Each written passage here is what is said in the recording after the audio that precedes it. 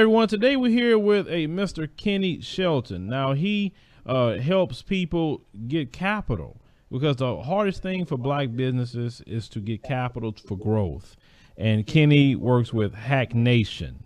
That's something they put on for people to pitch ideas and to join with other people to possibly get that funding. So, Kenny, thank you for joining us on the show today. Yo, thank you for having me, Brother Phil.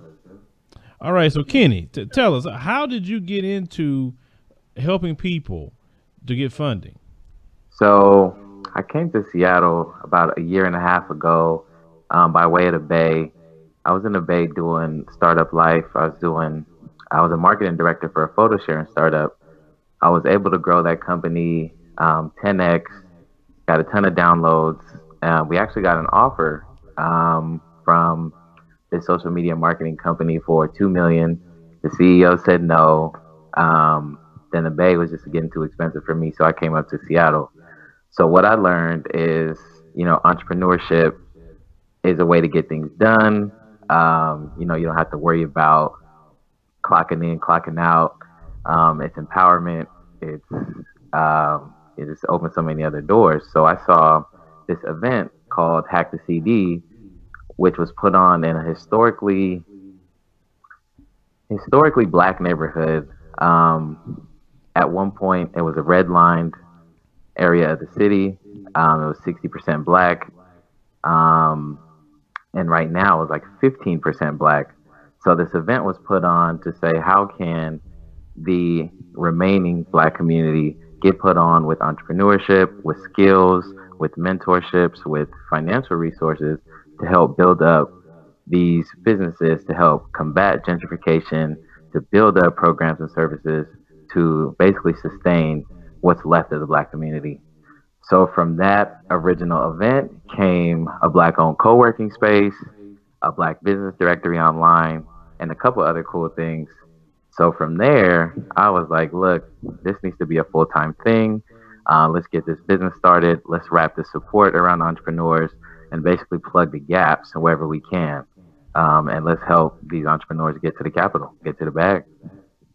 So let me ask you a question, just as about black businesses. Why is it so hard for us as black people to obtain capital? There's a lot of, systematic stuff still held over. Credit's always an issue. General trust. I know. Well, let's stop right there. Hold on. Credit. Let's talk about credit. What credit score are the people looking for to obtain capital? It's usually like over 700. So, with traditional business loans, they want 3-year business history. They want over 700. They want collateral. So a lot of these things, a lot of our businesses just don't have, especially starting out.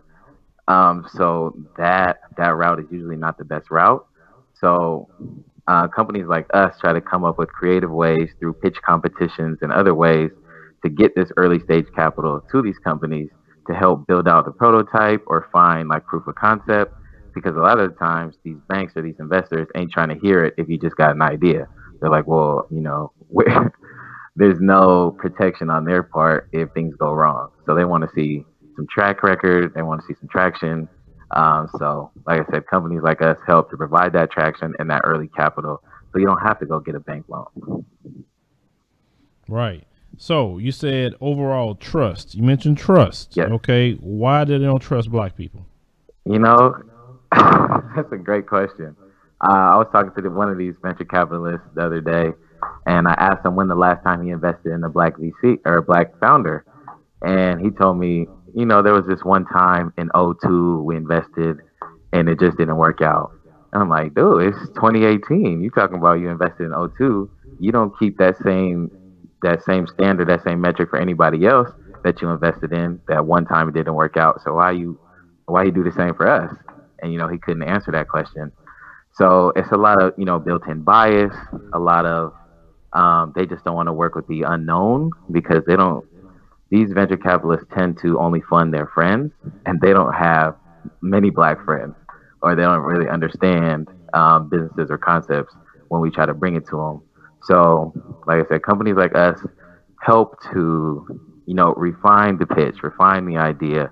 So when we do get in front of these folks, it's undeniable. Okay, so basically what you're telling me is outside of a credit score through your business plan, well, I guess the record through your business's history, I'm sorry, and collateral. Then on the other side, venture capitalists, you say they don't trust black people. They have an inherent bias to black people. So basically they have a white supremacist mindset about black folks. Yeah, I mean, a lot of the time they do. Yeah, they do. Whether they're conscious or unconscious of it. Kenny, let me tell you something, and I say this all the time. When I use the word white supremacist, people think that I'm talking about Klan members or the alt-right or neo-Nazis. Your white supremacist is only a person who supports white supremacy. And any person who supports white supremacy have inherent bias toward blacks. No doubt. Period, right? Because you called them out on it. You said you haven't invested in the black business since 2002, but how many white businesses he's invested in since 2002 all the way up to 2018? Right, every year. Every year, right. So where are the black venture capitalists? Let's talk about that. So there are a growing number of venture capitalists, black venture capitalists, and they're predominantly in the Bay. They're in New York. There's some in Miami, and there's been like meeting groups. Like there's a Black Tech Week event in Miami in 2 weeks, I believe, where more and more folks are starting to get together and say, look, we understand this funding landscape is, terrible for, black founders. So how can we support each other and get these black dollars into these black businesses and just build together and not worry about getting these white dollars and having to deal with white investors. Right. And black people need to also know about these events. Maybe they can pitch something to these black venture capitalists, because, like with us, if we was to take any funding possibly, I prefer to do it with us. Yep. I don't want to work with them folks. Yep. I really don't, because every time you give them an inch, they take a mile, they take your company. Yep. That's what they do. Yep. They change. How about you focus on this, or how about you do this, or don't go in that neighborhood, or anytime you give up, ownership to the others, you, like you said, you stand a chance of being co-opted or, just controlled. So I'm with you on that. Black funding. So in regards to funding, what was I going to say? Whatchamacallit? A lot of these companies just don't know how to go about either reaching out to these black founders or these black investors, know where they're at, or know like what's needed to actually take an investment. Like some people think like it's just an idea, or I have a business license. Can I get can I get an investment? But there's more to it. These investors want to see, when am I going to get my money back? How do I know if I'm going to get my money back? Is this business, scalable, repeatable? How much money am I going to get back? So it's a lot of education I've seen that a lot of these businesses need, and it's not like a 4-year degree you need, to start these businesses. Just, hey, did you look at these things? Do you know these resources are out here for you? And usually these companies get it. Right. So we definitely need those places where we could go. Now, if someone contact you, okay, are you the one that maybe could point them in the right direction, or can you help them get the pitches right? Yeah. So basically my whole thing is I try to get your business right. I do free initial consultations. People call me. I say, what's good? What's your product? What's your service? What are you trying to do? What's working? What's not working? And I figure out basically where you're at and what you need help with. And from there, I basically determine if I can help you myself. And then, we'll proceed forward like, okay, let's do this. Let's go do these events so you get this exposure. Or I'll introduce you to, people in our network, be it you need professional development, you need a partner, you need something built out, I'll try to plug those gaps. So ultimately, we're trying to build this interdependent network, right, where everybody's playing their role, everyone has, a strong suit, and we just throw those lobs, whenever they come in, attach the needs with the strengths. Right. So, because there's a lot of us out there that want to, for instance, they say some sisters may want to open up beauty salons, beauty supply stores, which I'm all for that. A lot of brothers want to start businesses as well. Yep. And sometimes you may get it started, but you need just that little extra money to just boost it where it needs to go. Yep. And so what we're saying here, guys, is to contact Kenny.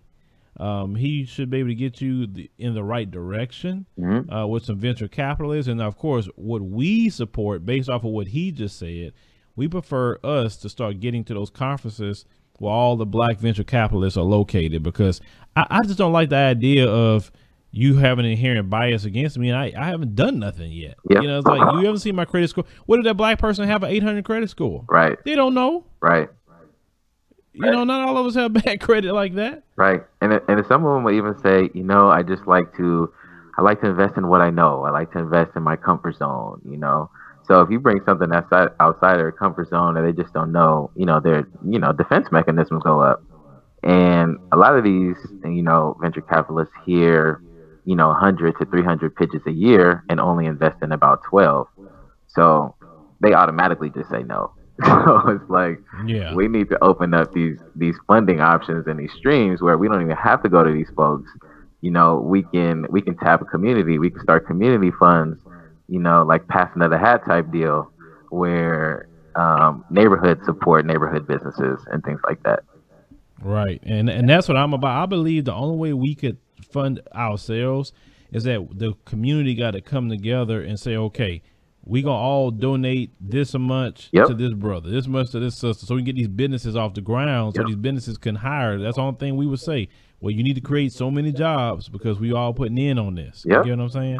And I always say our financial freedom will only come through us, because as you can see, a lot of, not all, but a lot of white venture capitalists are saying, well, I only invest in white folks because I'm not sure about y'all black folks. That's basically what you're saying. I mean, that's what the numbers will say too. You look at the numbers. I mean, it's predominantly white males. You get some Asian males, and you look at the amount of business owners and the trend in business ownership. Black women are starting the most businesses, and they're doing it from the mud. They're not getting any funding. They're just doing it, like I said, from the ground up. So it's not even like they following the trends. So it's tough, because if they're following the trends, they're like, okay, where are these black women? Let me fund these black women because black women are getting it done. But that's not the case. Black women are, some of the least funded companies. So, right. And like I said, it goes back to what we talk about every day, that, when it comes to white supremacy, it is an enemy to black people, no matter what. Because, and I guarantee you, a lot of those venture capitalists are liberals. Oh, yeah. I mean, in Seattle, that's what we progressive, we liberal, we want to support underrepresented is the term of the day right now. We want to support however we can. But then when it comes time to write a check, Well, that's why I say, see, you want to focus on the conservatives. Yes, we all know about them. They open white supremacists. But these liberals, slowly black people waking up to them. They are just as white supremacists as the conservatives. And like you said, you in Seattle, this so-called progressive city that, we're so inclusive of everybody, but when it's time to cut that check, oh shoot, man, I don't trust them. I don't trust them Negroes like that. I'm just letting you know. Yeah, let me take the numbers again. And then, they just say you didn't make it through the due diligence. And I've seen some cases where we've had a financial literacy company come through. They've basically built online curriculum for millennials to, learn finances. What do interest rates mean? Where to put your money? What are the different accounts and different things? So we went and introduced them to a VC out here. And she was like, you're just not ready. You're a little early. I like it, but I'm not going to put any money in. So then we introduced him to like a small bank, an online bank, who, is trying to do the same thing. And they're in the process of white labeling this application, basically buying a version of it for 6 figures. So it's like, how can one person say, we're all in, we're going to pay you 6 figures to run this app, or, run a version of this app, and then this investor saying, oh, you're too early. So, well, like I said this before, unfortunately, due to racism, I guarantee you can have a black owner company, right? And let's say he go hire Brad. Let's say, Brad, I'm going to send you to go make a pitch to this white venture capitalist.